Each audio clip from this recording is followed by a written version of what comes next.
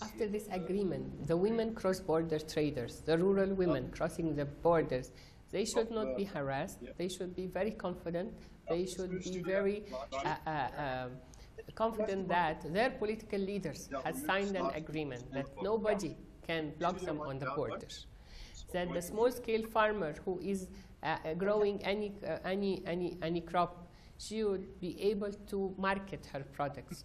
The youth, our youth innovators, the young people on the continent, and we are a young continent, should be able to have finance for their innovations, and they should promote these innovations among the whole of our Africa. They should really not cross the Mediterranean to go for a better life. Better life is inside our continent. Our youth should not go in order to find another life. Their life is in the African continent. Our continent is very strong and is very rich, and they should be here having all the opportunities for better jobs, for better life. And I always challenge my African leaders when they say we want Africa free from hunger. I say no, we want Africa well nourished. They want it free from disease. No, she should be healthy. Free from poverty. No, it should be wealthy. Free from illiteracy. No, it should be well educated. Our African continent deserves from us much better, and our African leaders have committed themselves today. So it's us, the African people, who have to work to see how we have a better, strong Africa as the aspiration of our Africa 2063 development agenda, a prosperous, peaceful, powerful, intellectual, integrated Africa, driven by us, the citizens of Africa. You work with a number of organizations that are involved in women empowerment activities. Could you lay out for us what you are doing to ensure women on the continent take full advantage of this trade agreement that has been signed today? Well, I am honored to be the president of the African Alliance for Women Empowerment, but also honored to be elected as the world president of the International Federation of Business and Professional Women. I'm the first African woman to lead this organization since 1930. So 87 years of existence, and thank God I have been elected the world president. Our organization is looking for how economic empowerment of women on the continent and in 100 countries, but mainly on the continent. We have more than 23 countries join us. And for us, the main issue, I call it the triad of empowerment. It is across 3 pillars. The first pillar is the people, the personality, how we empower our women on the continent to be able to educate her, to build her capacity, to be able to lead with enterprise, to deal with bank, to manage a team. So how can we raise her ability and her self-confidence and esteem to run this company? The second pillar is the policy. So if the policy, the government should put a policy that empower economically women. And one of our advocacy pillars that we are working on is about government procurement. How can the government put some of its procurement to small and medium enterprise, including women youth? And I think Kenya has implemented this. 30% now of all government procurement in Kenya goes to SMEs, women, youth, and people with disabilities. So for us, it's really mandatory that the government should empower our African private sector, empower our women and youth on the ground, and not give all the tenders to the big companies and the multinational companies, or else when are our SMEs going to grow? When is our private sector going to grow? As another thing for the policies is financial inclusion. I know that the African Central Banks has met and they put some products for women economic empowerment, but we need to implement this.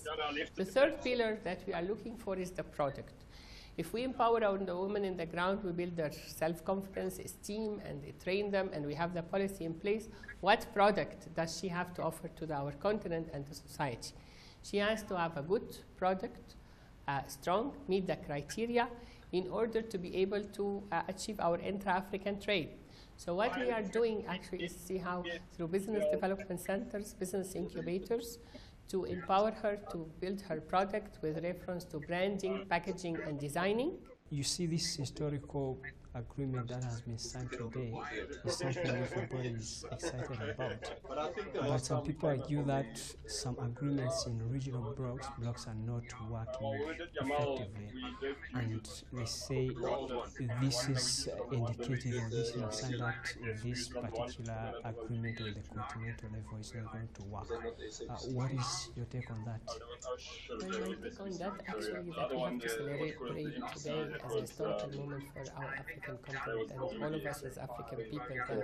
The political leadership has just signed, 44 countries has signed this African Continental Trade Agreement, which shows how our African leaders realize that it is very of utmost importance that we should give the economic sector a real boost, because in 1963, when Organization of African Unity has been established, our political leaders were aspiring for the political liberation and how we all are politically independent. Now they realize that Africa should be economically independent, and that's why they realize, and that's why they agree today. With reference to saying no realization for any agreement, I tend to disagree a little bit, because within COMESA, we have the COMESA Business Council, as I am chair.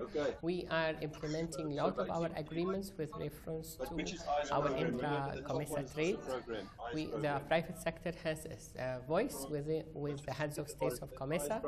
We are doing great programs. So it really looks around how the political leadership is want to implementing it. And because they signed, so it's affirmative action that they want our economic independence.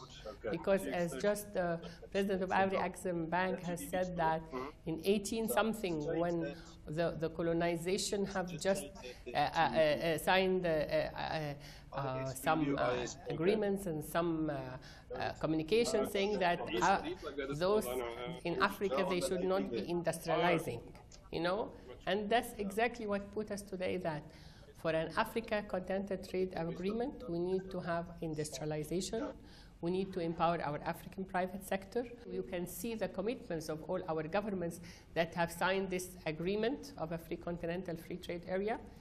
If we as people of Africa don't push for the real implementation and give all the stakeholders, the governments, the civil society, the private sector, which is the implementer of the whole agreement. I mean, the policy makers, the African leaders are only signing, but who will implement this? It should be us, the private sector.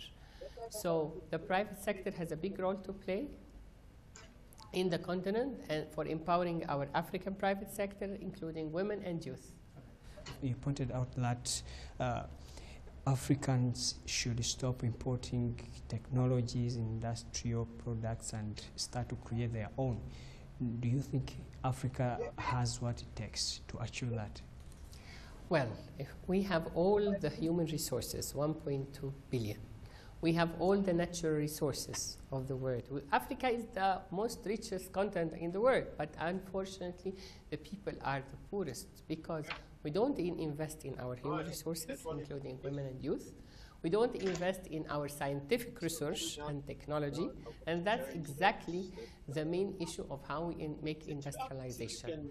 To link our scientific research centers and our scientific research institutes with the private sector, to finance our scientific research and technology. You can never see any nation in the world that has developed without investing in science and technology. Even it's our African scholars across the whole world who are making the research, but we are not commercializing it. So we have to come to a point that Africa should industrialize using its own natural resources, managing it and value adding to it, and investing in its human resources, women and youth, with reference to science and technology. All the research center here in Africa, we are just having our research and we are promoted by it. But then, on the other hand, we have to see how we finance it to commercialize our products. As I mentioned, we have and for an African trade to have, we have to see how to have a product which is strong, competitive, and meeting the criteria. If we talk, for instance, about pharmaceutical drugs, in Egypt we have 165 pharmaceutical drugs. but we're still importing from India and China. In Ethiopia, we have the COMESA Leather Institute, which is looking how to value add for our leather, and still till now we don't have our African branding for leather, and it's still under foreign companies. How to create the branding, how to create our African product, to industrialize, to really have our own technology. That should be our next goal and objective for our African continent.